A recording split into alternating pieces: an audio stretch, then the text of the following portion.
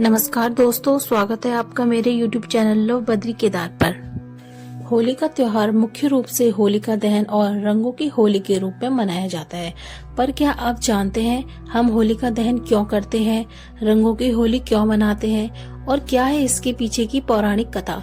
तो चलिए शुरू करते हैं वीडियो और जानते हैं होली के त्योहार के पीछे की पौराणिक कहानी के बारे में।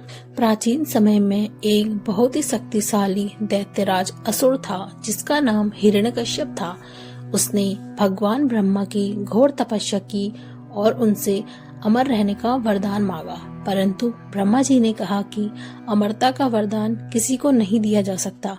लेकिन हिरण्यकश्यप ने एक चालाकी से भरा वरदान मांगा कि उसे न कोई मनुष्य मार सके और न ही कोई पशु, न वो दिन में मरे न रात में, न घर के अंदर न घर के बाहर, न किसी अस्त्र से न किसी शस्त्र से, न आकाश में न पृथ्वी पर। इस वरदान के कारण वह बहुत अजेय बन गया और उसने तीनों लोकों में आतंक मचाना शुरू कर दिया। वह खुद को ईश्वर मानने लगा और सभी से जबरदस्ती अपनी पूजा करवाने लगा। हिरण्यकश्यप का एक पुत्र प्रहलाद था जो कि विष्णु का बहुत बड़ा भक्त था। उसने अपने पिता की आज्ञा मानने से इनकार कर दिया और हर समय वह भगवान श्री हरि विष्णु का नाम जपता रहता था।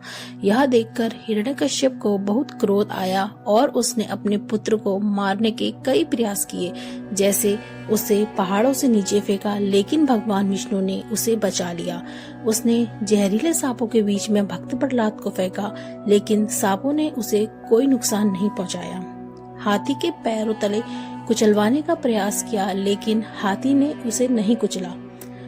उसने जहरीला विष पिलाने की कोशिश की, परंतु विष भी अमृत बन गया। हिरण्यकश्यप की एक बहन थी जिसका नाम होलिका था। उसको एक वरदान प्राप्त था कि वो अग्नि में कभी नहीं जल सकती। तो हिरण्यकश्यप ने सोचा कि क्यों न होलिका की मदद से प्रहलाद को मार दिया जाए।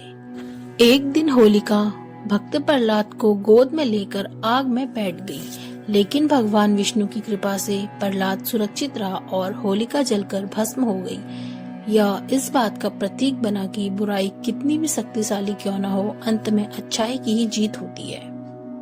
इसी घटना की याद में फाल्गुन पूर्णिमा की रात होलिका दहन किया जाता है और अगले दिन रंगों की होली मनाई जाती है, जिसमें लोग एक दूसरे पर रंग डालकर प्रेम और सौहार्द का संदेश देते हैं।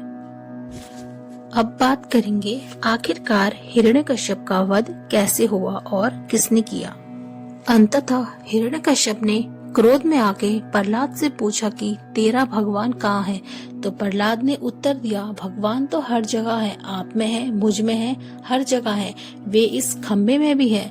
तो हिरण्यकश्यप ने क्रोध में आकर खम्बे पर वार किया और उसी क्षण भगवान विष्णु अपने नरसिंह अवतार में प्रकट हुए और भगवान नरसिंह ने हिरण्यकश्यप को संध्या के समय न दिन में न रात में राजमहल के दरवाजे की चौखट पर, न घर के अंदर न घर के बाहर, अपने नाखूनों से, न अस्त्र से न शस्त्र से उसकी छाती फाड़कर उसका वध कर दिया। उन्होंने उसे अपनी गोद में न जमीन पर न आकाश में रखकर मारा, जिससे ब्रह्मा का वरदान भी झूठा साबित नहीं हुआ। हिरण्यकश्यप का वध भगवान विष्णु ने अपने चौथे अवतार नरसिंह रूप में करके अधर्म का अंत किया और भक्त प्रहलाद की रक्षा की। यह कथा सत्य की जीत और अहंकार के नाश का प्रतीक है।